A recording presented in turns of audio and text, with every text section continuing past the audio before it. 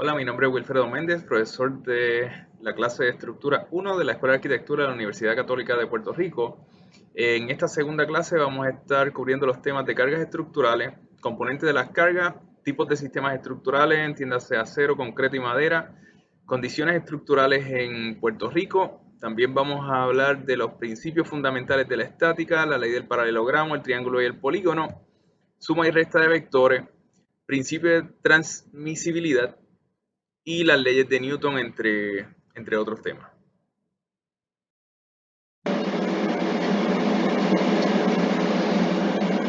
Saludos y bienvenidos a la segunda clase del curso de Estructura 1 de la Escuela de Arquitectura de la Universidad Católica de Puerto Rico.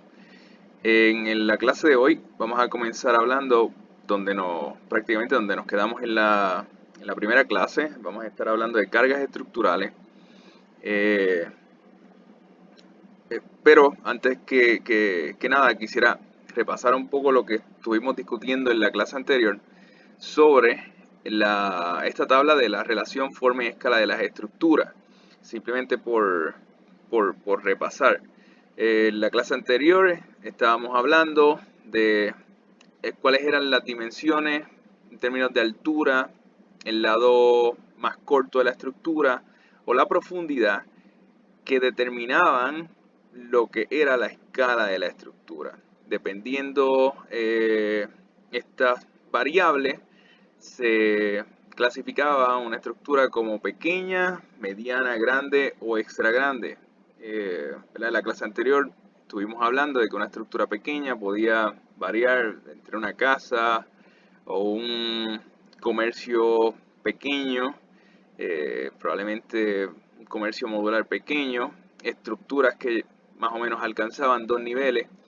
Dentro de la escala mediana, pues podía encontrarse quizá un comercio un poco más grande, eh, edificios de 3 a 6 niveles, lo que ya dentro de la escala grande estábamos hablando edificios de probablemente 30 pies de altura, profundidades de 100 a 300 pies y casi 20 niveles de altura. Ya estábamos hablando de edificios significativos, mientras que extra grande pues podría considerarse un centro de convenciones, un centro médico, estadio, estructuras de ese nivel, rascacielos, más de 50 niveles de altura, una profundidad o los lados del proyecto de más de 300 pies de longitud. En la clase anterior también hicimos como una breve introducción al tema de las cargas, de cómo se transfieren las cargas, por lo menos las verticales. ¿Qué implicaba? O sea, la carga prácticamente sigue el camino de menor resistencia dentro del diseño de la estructura para llegar al suelo. Por lo menos en términos de cargas gravitacionales, normalmente lo que hace es la función del diseño estructural del edificio. También hicimos como una mención muy breve de esta situación, en cuál era la forma correcta de diseñar columnas estructurales de modo que la carga se transfiriera de la manera más correcta desde el punto más alto pues hasta el suelo. Hablamos de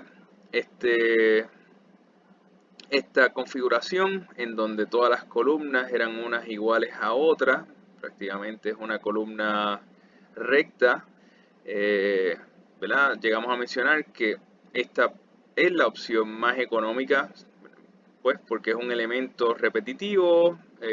Si fuese en hormigón, pues simplemente hacer una formaleta idéntica en los 3 niveles. Si fuese de acero, pues se compra entonces el mismo tipo de columna, ya sea tubular o una columna H. En este caso también algo que es correcto en esta configuración es que como la columna es idéntica, pues entonces la carga baja toda por el mismo eje. El problema de esta configuración y donde es teóricamente incorrecta es que ¿verdad? Se supone que a medida que aumenta la altura del edificio, también aumenta el peso que sostiene la columna inmediatamente inferior. Por lo tanto, la columna del primer nivel, si está cargando, está soportando el peso de esta columna y de esta columna, entonces se supone que la columna del primer nivel pues tuviera una sección más grande, fuera más ancha.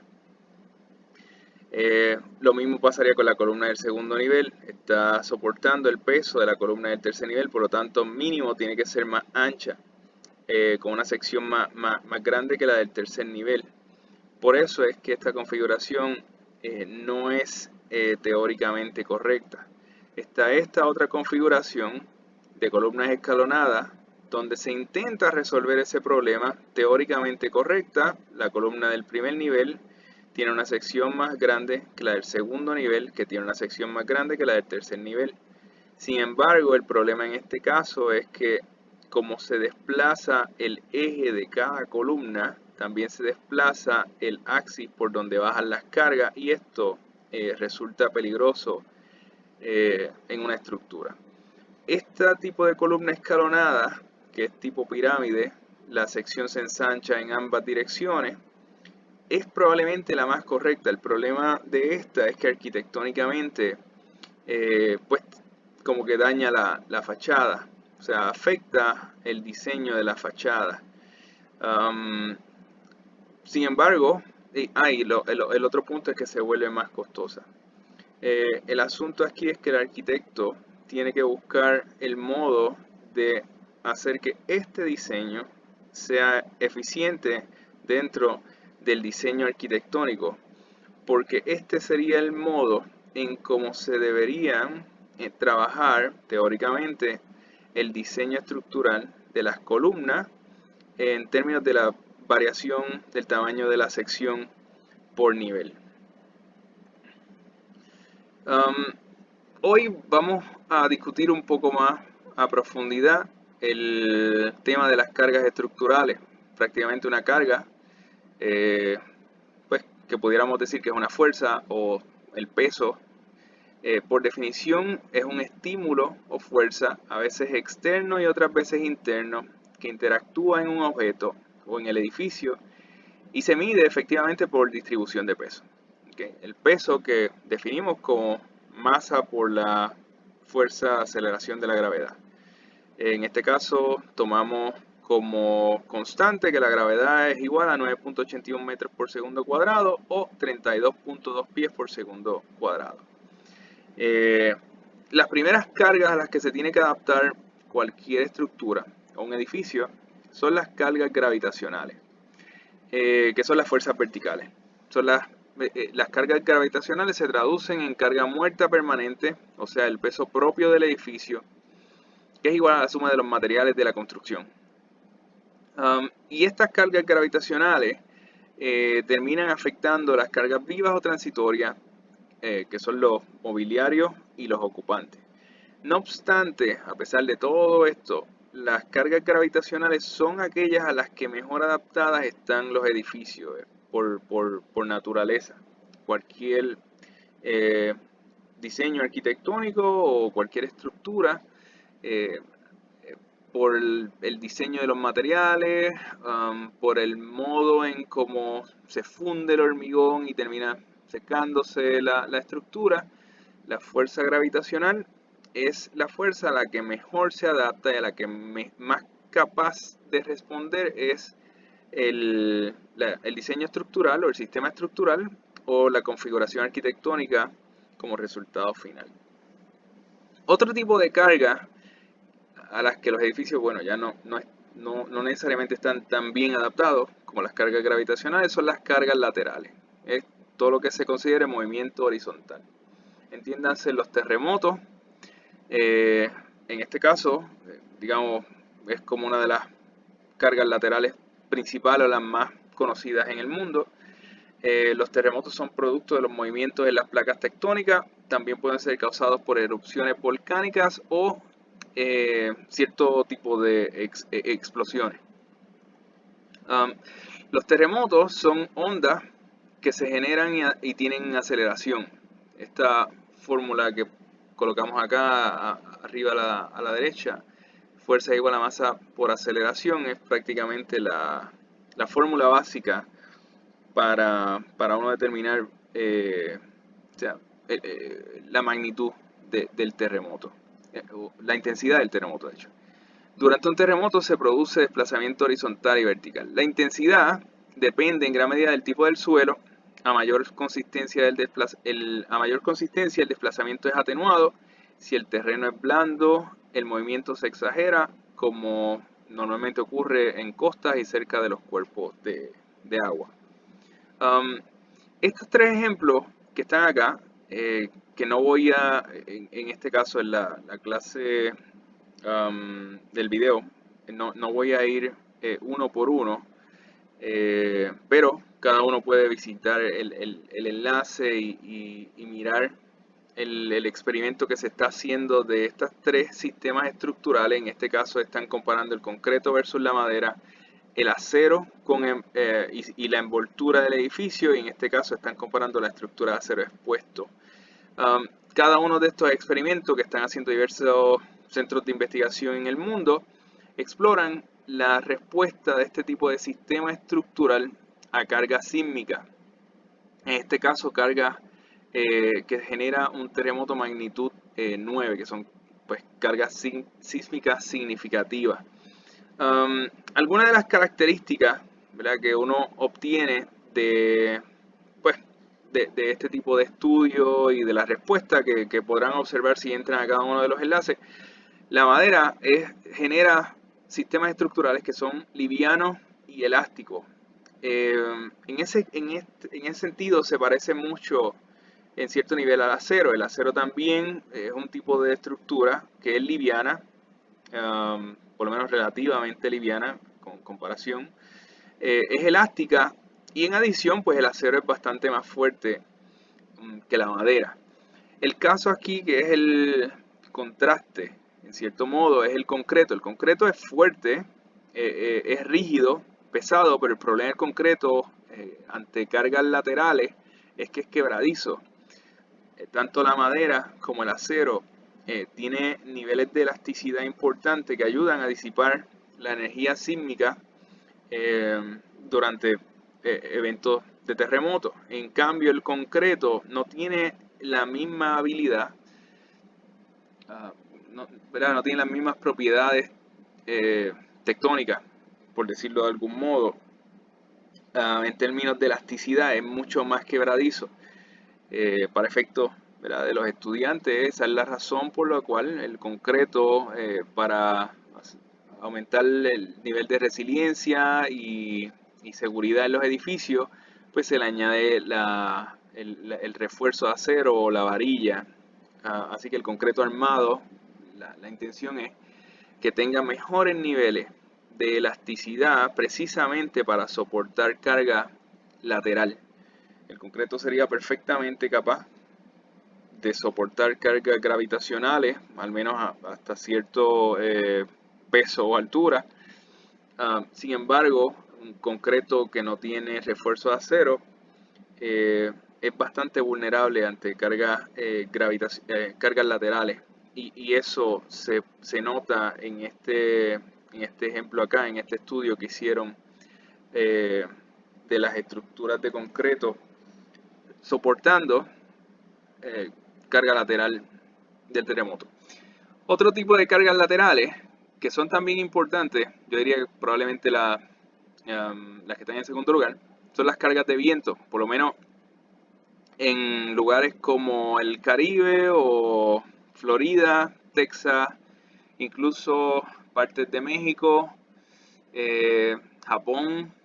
Hay muchas zonas en el mundo donde este tipo de carga lateral se vuelve importante por el asunto de los huracanes y las tormentas. Pero no solo eso, también en Nueva York o en Chicago, donde no necesariamente el problema son los huracanes o los fenómenos atmosféricos, sino que simplemente por la altura del edificio están sujetos a cargas de viento importantes.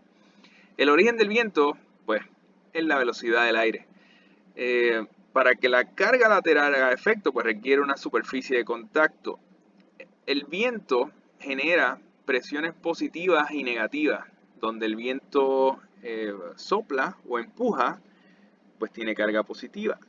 Si el viento succiona, cuando pasa a través de la estructura y ya prácticamente está en la parte de atrás de la estructura, genera fuerzas de succión, que es la presión negativa del viento. Las estructuras que son abiertas, a pesar de que se pudieran, quizá uno pudiera confundir y pensar que una estructura abierta es mejor para quizá atenuar el efecto de la carga lateral del viento. Sin embargo, eso no es necesariamente correcto, depende mucho de la geometría. En este caso, por ejemplo, en Puerto Rico y en otros lugares del Caribe se usa mucho esta configuración de techo para ciertos tipos de canchas o estructuras abiertas simplemente. Cuando el viento sopla, pues seguro presiona por un lado, genera presión positiva. Sin embargo, cuando se mete por debajo de la estructura, el viento antes de salir llena todo el espacio, así que está empujando la estructura, y el viento que también pasa por encima genera entonces succión, la presión negativa, y como ambas fuerzas, el vector de ambas fuerzas da en la misma dirección, la estructura en ese punto se vuelve muy vulnerable. Así que al final, no necesariamente por la estructura ser abierta significa que es menos vulnerable al efecto que puede tener el viento sobre el sistema estructural o sobre el diseño de la estructura en ese caso. Los códigos de construcción en Puerto Rico, al menos hace algunos años atrás, requerirían que se diseñara para un mínimo de 145 millas por hora de viento. Me parece que en estos momentos ese mínimo ya aumentó. Las cargas de viento, un fenómeno que tienen particular, es que aumentan a medida que aumenta la altura. Por lo tanto, un edificio, un rascacielos, recibe mucho menos carga de viento en su primer nivel que en el nivel número 50 o en el nivel número 100. A medida que aumenta la altura del edificio, se entiende que la carga lateral, la fuerza que ejerce el viento, es mucho mayor. Otro tipo de carga lateral es la presión hidrostática. La presión hidrostática es la presión que produce un cuerpo de agua en todas las direcciones, la cual se manifiesta como empuje y cuya magnitud varía con la profundidad. Este caso es al revés al viento. La carga del viento aumenta a medida que aumenta la altura. En el caso de la carga del agua, aumenta a medida que aumenta la profundidad, como se muestra en este diagrama. A medida que va aumentando la profundidad, el agua hace mayor presión sobre las paredes de tierra o de la estructura que esté soportando, que esté conteniendo el agua. Otro tipo de presión o de carga lateral es la presión lateral que puede ejercer la tierra. Los suelos en el estado natural tienden a generar presiones laterales y dichas fuerzas aumentan también con la profundidad, igual que el agua. Sin embargo, a diferencia de la presión hidrostática, la presión lateral que ejerce el suelo es una fracción de la presión vertical que puede ejercer. O sea, el agua ejerce mucho más presión que el suelo, por lo menos en términos laterales. Otro tipo de carga lateral y que uno observa más comúnmente, bueno, sobre todo depende cómo hagan las construcciones de la infraestructura, son las cargas laterales que se generan por cambios de temperatura, por cambios térmicos. Los cambios de temperatura afectan las propiedades morfológicas de la mayoría de los materiales. Las temperaturas altas provocan que los materiales se expandan, mientras que las temperaturas bajas provocan que los materiales se contraigan. Esto sucede mucho en pavimentos de concreto, sobre todo aquellos que no tienen juntas de dilatación, que pues si están expuestos al sol o es infraestructura, pues el pavimento termina doblándose. Esto es un fenómeno que ocurría bastante en Puerto Rico, infraestructura más antigua o autopista, donde el pavimento se pandeaba. Esto se resuelve con juntas de dilatación que toman en cuenta estos cambios morfológicos de los materiales con los que se está trabajando. Un dato importante a reconocer es que el acero tiene un coeficiente de dilatación mucho mayor del hormigón. Vamos a pasar al tema del los componentes de las cargas. Vamos a estar hablando de equilibrio porque con esto vamos a ir introduciendo poco a poco al tema del curso, que es los principios fundamentales de la estática. Cuando se manejan cargas en las estructuras, lo que se busca es que estén en equilibrio. Y eso lo que significa es que la suma de todas las cargas al final sean cero. No importa que sea la fuerza de gravedad o sea una carga lateral, lo importante es que la suma de todas esas cargas sean cero, porque eso implica que el edificio está quieto, que el edificio está en equilibrio, y de eso se trata, por lo menos por el momento, la industria de la construcción y la arquitectura. En este caso, por ejemplo, pues son cargas gravitacionales. Esta estructura, que pudiéramos decir que es una sección de una viga o una terraza, simplemente está soportando las cargas verticales, cargas gravitacionales. Sin embargo, si cambiáramos la configuración o la forma del diseño, vemos cómo aplicando el mismo tipo de carga gravitacional cambian las direcciones. Los techos inclinados, en techos inclinados aparecen nuevas formas de carga y aparecen componentes de carga. Aparecen cargas en diagonal que generan componentes de carga horizontales y verticales. Aquí se ilustra un poco mejor, prácticamente lo que estamos definiendo el vector. El vector en este caso sería la fuerza principal, la fuerza diagonal, y tienen componentes de carga, en este caso P1 y P2, cuya suma se supone que sea en la resultante, en este caso el vector. Otra forma de manifestación de carga son el momento, las fuerzas de momento, que poco a poco, a medida que el curso avance, vamos a ir también en clases próximas, vamos a ir definiendo y discutiendo con más detenimiento. Pero en este caso, pues simplemente lo que queremos es ver qué implica la fuerza de momento. Aplicas una fuerza vertical, una fuerza gravitacional, simplemente esa fuerza gravitacional provoca sobre el diseño o sobre la estructura, en este caso un voladizo, que intente deformarse, intenta pandearse en cierto modo. Aquí hay un cambio de posición que la fuerza al menos intenta provocar sobre la estructura en el pórtico. El momento es la fuerza de la reacción, es una fuerza rotacional que reacciona a esa fuerza que actúa sobre este punto. Es una fuerza rotacional que mantiene el pórtico en su lugar.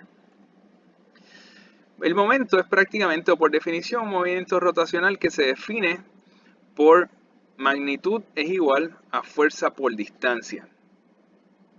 En el ejemplo, es como un ejemplo básico de un pedal, se aplica fuerza en esta dirección, la distancia que existe desde el punto, el centro del pedal, hasta el punto donde se aplica la fuerza en su carácter perpendicular. Se supone que si yo multiplico esta distancia por la magnitud de esta fuerza, me da la magnitud de la fuerza, el esfuerzo de momento que se genera. Para efectos de esta clase simplemente vamos a estar ilustrando lo que implica o lo que causa sobre una estructura. No vamos a pasar mucho más de eso, al menos en esta clase. En este caso, un pórtico convencional, pudiera decirse que es de hormigón, madera, acero, no importa. La carga gravitacional sobre el pórtico genera este tipo de esfuerzos de momento en reacción a la deformación que el pórtico por naturaleza intenta asumir. Las cargas, cualquier carga gravitacional, van a tratar de abrir las columnas y van a tratar igual de deformar la viga. El momento, lo que hace, el esfuerzo de momento, que es esa reacción rotacional, lo que hace es que no permite que las columnas se vuelquen, como una reacción natural de la estructura. no simplemente reacciona en la dirección contraria, sino que reacciona de forma rotacional.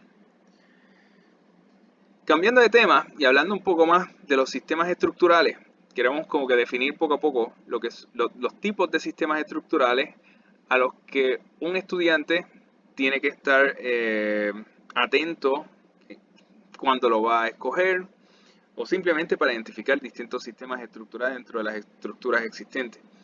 Existen los sistemas estructurales que son los macizos. Estos son generalmente antiguos. Esto era cuando pues no existía tanta tecnología como la que existe hoy en día, cuando todavía había mucho de la tecnología del acero o construcciones en madera, no eran lo más, digamos, populares o comunes en la industria de la construcción. Los sistemas estructurales macizos, la idea era que la estructura, la resistencia y el soporte la proporcionaba el propio peso de la estructura. En este caso, por ejemplo, estamos ilustrando una represa. La represa es maciza. La masa del concreto es lo que provee soporte y resistencia para la masa de agua. Reacciona una cosa con la otra o se equilibran por masa, por ser macizo. También piensen en las pirámides de Egipto. Es el mismo sistema de construcción. Un pórtico rígido, por ejemplo, un pórtico rígido en hormigón, pudiera considerarse que está monolíticamente armado, una sola pieza de hormigón. Así que hay cierto nivel ¿verdad?, de estructura maciza en el sentido de un pórtico rígido de hormigón armado. Un muro de contención, también puede considerarse una estructura que es maciza. También existe el otro tipo de sistemas, que son los sistemas reticulares. Estos son los que son más comunes hoy en día. Son redes en donde no necesariamente la piel tiene que ser estructural, y son literalmente redes. Es un sistema de vigas y columnas donde la estructura se vuelve muchísimo más liviana, se elimina del espacio o del volumen todo aquello que no necesariamente requiere de comportamiento estructural, no requiere de carácter de soporte y de resistencia.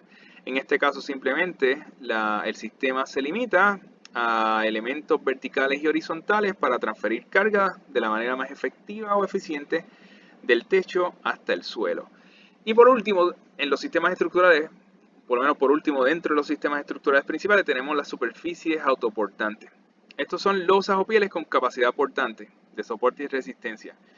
Esto prácticamente es como si dijéramos los edificios que la fachada es estructural y entonces por lo tanto no requeriría de los sistemas anteriores. No requeriría de vigas y columnas en algunos casos y no requeriría que fuera una estructura maciza para tener soporte y resistencia. Hablando un poco de las características en Puerto Rico la mayor parte de la infraestructura pudiera considerarse, las represas y demás que existen, esos son estructuras macizas. Sin embargo, si vamos a hablar de la mayor parte de las estructuras, digamos, convencionales, casas, comercios y demás, pues estamos hablando de estructuras en su gran mayoría reticulares. Ciertamente en Puerto Rico, al menos en mi caso personal, yo no he sido testigo de muchas, probablemente ninguna, estructura con capacidad autoportante, ¿verdad?, losas o superficies autoportantes. Puerto Rico, además ¿verdad?, de eso, es importante mencionar que más del 85% de las estructuras que se hacen y se construyen en Puerto Rico están hechas de hormigón reforzado.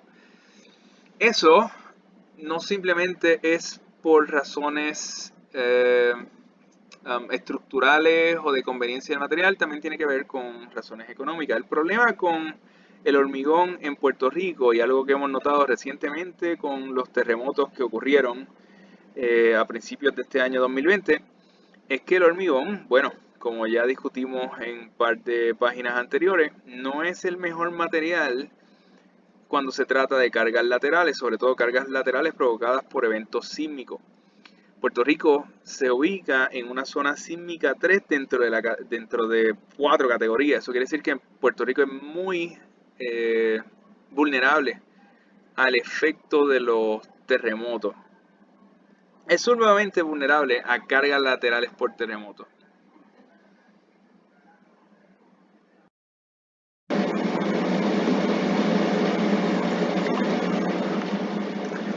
Los sistemas estructurales en Puerto Rico, sobre todo los que son de infraestructura, combinan tanto estructuras monolíticas como prefabricadas. En Puerto Rico, como el hormigón es tan utilizado, bueno, pues entonces los contratistas, los arquitectos, los ingenieros se han acostumbrado a fundir hormigón y hacer estructuras monolíticas. Sin embargo, ya por factores económicos y razones de conveniencia, velocidad y demás, también se han adoptado sistemas de construcción prefabricados. Este sistema estructural es el sistema típico que se utilizan en los viaductos en Puerto Rico. Prácticamente constan de columnas de hormigón armado fundidas en ambas, ¿verdad? En ambas, donde sea la posición que le corresponda, y las vigas, normalmente vigas que llegan hasta 60 pies, son estructuras pretensadas. Ahora, cambiando de tema a los principios fundamentales de la estática, vamos primero a definir lo que implica, lo que es estática. La estática no es otra cosa que parte de la mecánica que estudia los cuerpos rígidos. Estudia tanto los cuerpos rígidos que son deformables, sin embargo eso no va a ser materia de esta clase. Los cuerpos rígidos deformables pues ya se le deja a la ciencia de materiales y demás. Para efectos de este curso, que es un curso al final de cuentas introductorio a los sistemas estructurales, nos vamos a concentrar en cuerpos rígidos no deformables. Son aquellos cuerpos rígidos que están en estado de equilibrio. Los conceptos de los que vamos a estar hablando a través de todo el curso es el concepto del espacio en referencia a localización y sistemas de referencia. Vamos a hablar de masa, que cuantifica la cantidad de materia, caracteriza el comportamiento de los cuerpos en espacios particulares. Vamos a hablar del tiempo en términos de duración del evento, la fuerza, que en este caso va a ser pues la magnitud o el vector, el efecto que ejerce un cuerpo sobre otro. La partícula, que es un punto en el espacio y representa la cantidad más pequeña posible que puede ocuparse en el espacio.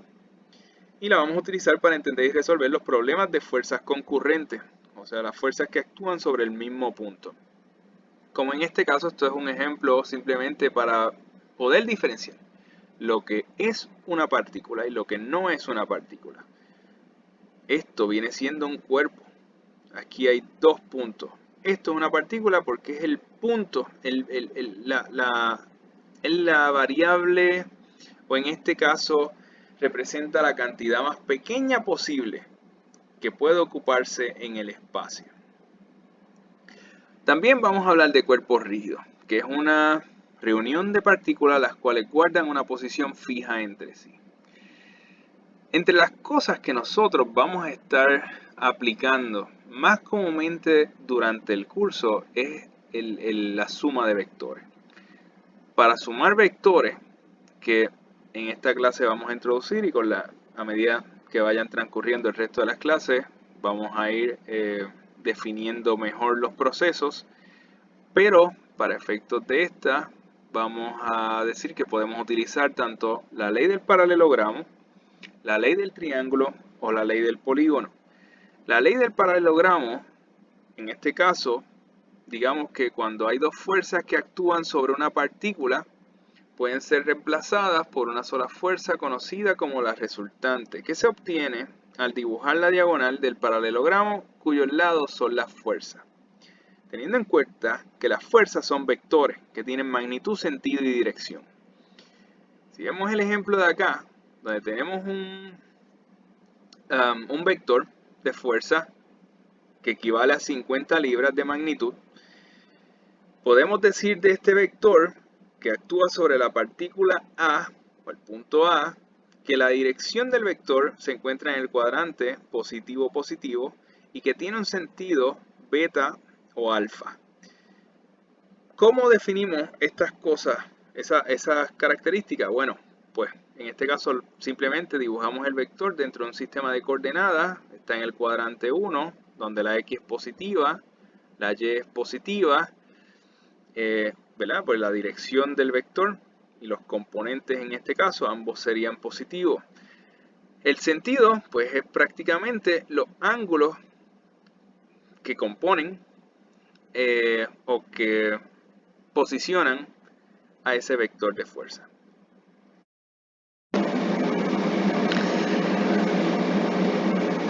La suma de vectores es prácticamente la suma de las fuerzas que actúan sobre una partícula. Y vamos a explicar, en este caso, qué tipo de suma se utiliza para lograr calcular la resultante, que es digamos, la fuerza equivalente a la suma de ambos vectores. Y también vamos a explicar un poco cómo hacerlo a través de la ley del paralelogramo. Si fuéramos a sumar los vectores simplemente, lo más importante que uno tiene que comprender es que la suma no es escalar, la suma es vectorial. La suma escalar es la suma convencional a la que estamos acostumbrados, a la que aprendimos en la escuela elemental y con la que trabajamos probablemente todos los días. La 4 más 3 de la suma escalar es igual a 7, la suma normal. Sin embargo, los vectores, las fuerzas que tienen magnitud, que tienen dirección, que tienen sentido, se suman utilizando la suma vectorial. Y cuando uno suma 4 más 3 de manera vectorial, el resultado, la resultante en este caso es 5. ¿Cómo yo llegué a ese resultado? Bueno, pues la suma vectorial se resuelve a través del teorema de Pitágoras, que utiliza el mismo concepto trigonométrico. A a la 2 más b a la 2 es igual a c a la 2.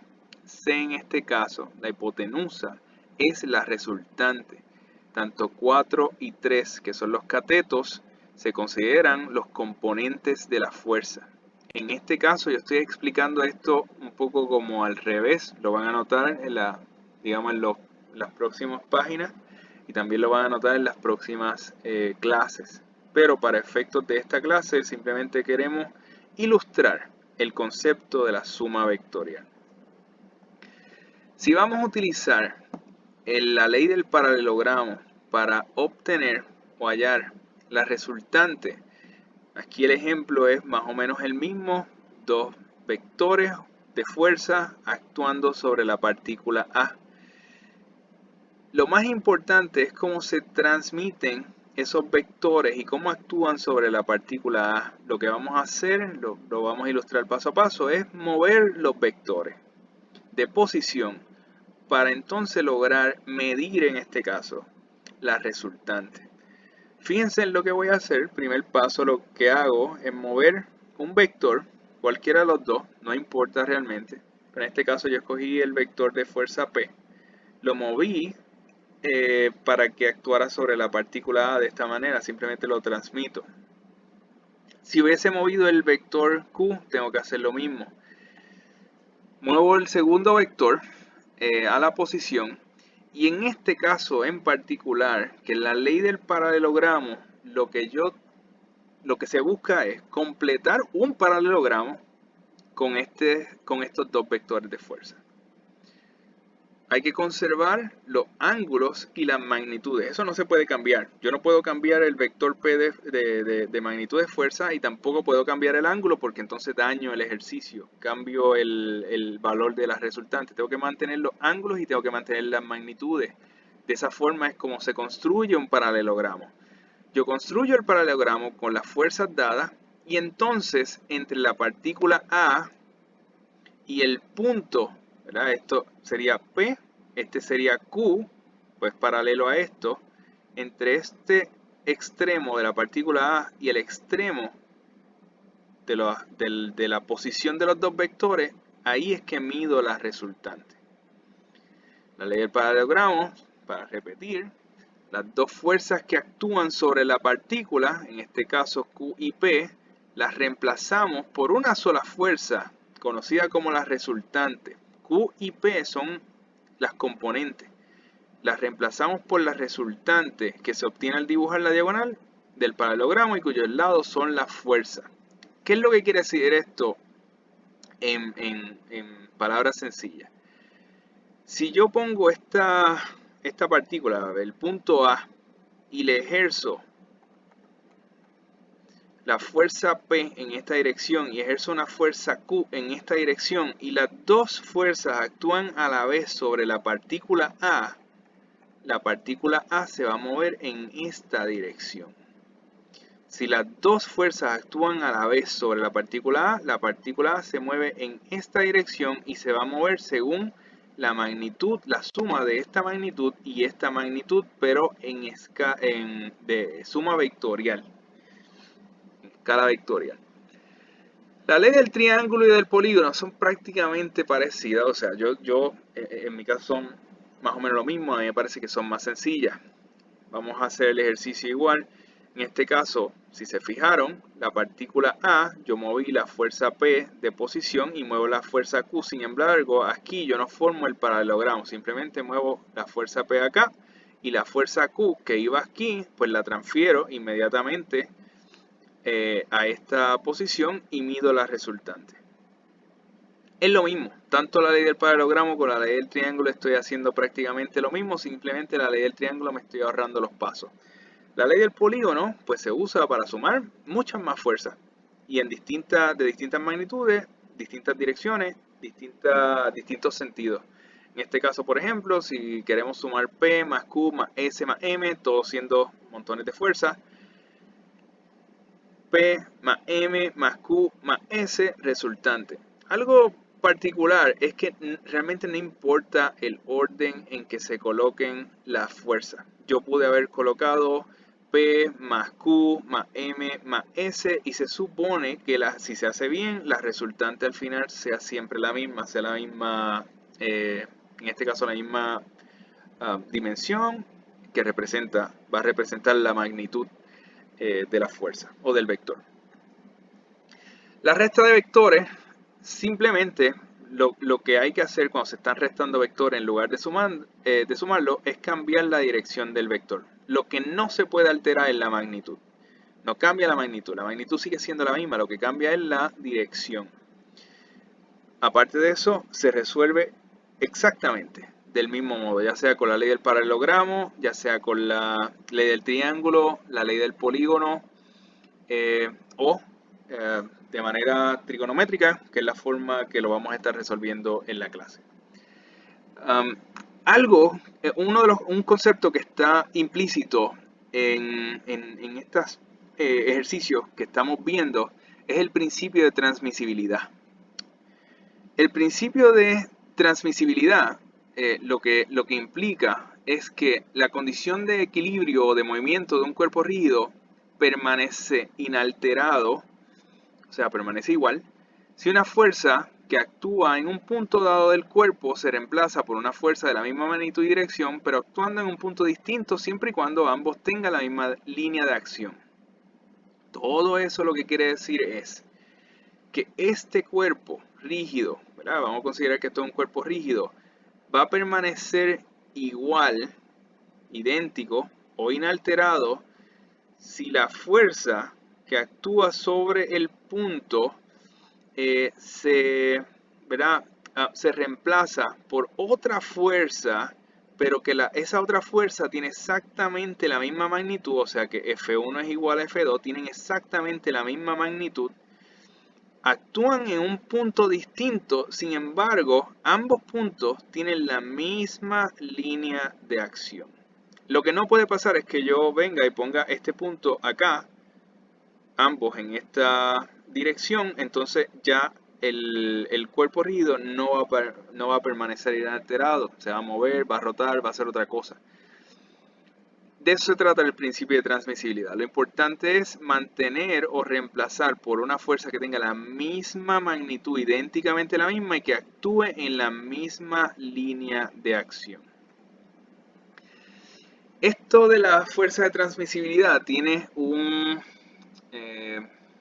paralelo o cierta, digamos que parecido con las leyes de Newton. Bueno, tiene ciertas implicaciones una sobre la otra.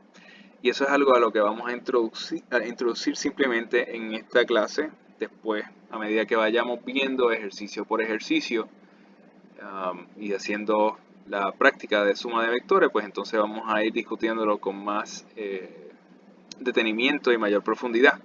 Pero para efectos de introducción, la primera ley de Newton, en el caso de las partículas, lo que implica es que si la fuerza resultante que actúa sobre una partícula es cero, la partícula permanecerá en reposo si originalmente estaba en reposo, o se moverá a la velocidad constante en línea recta si originalmente estaba en movimiento.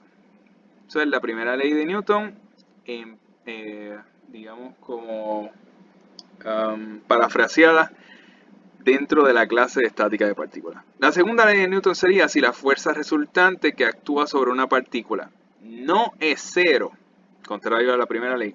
Si la fuerza resultante que actúa sobre una partícula no es cero, la partícula tendrá una aceleración proporcional a la magnitud de la resultante y en la misma dirección de esta.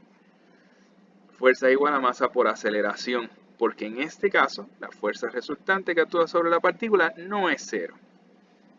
La tercera ley de Newton lo que implica es que las fuerzas de acción y reacción entre cuerpos en contacto tienen la misma magnitud, la misma línea de acción y sentidos opuestos. Y de eso trata este ejemplo. Que igual, este ejemplo está aquí simplemente para ilustrar la condición.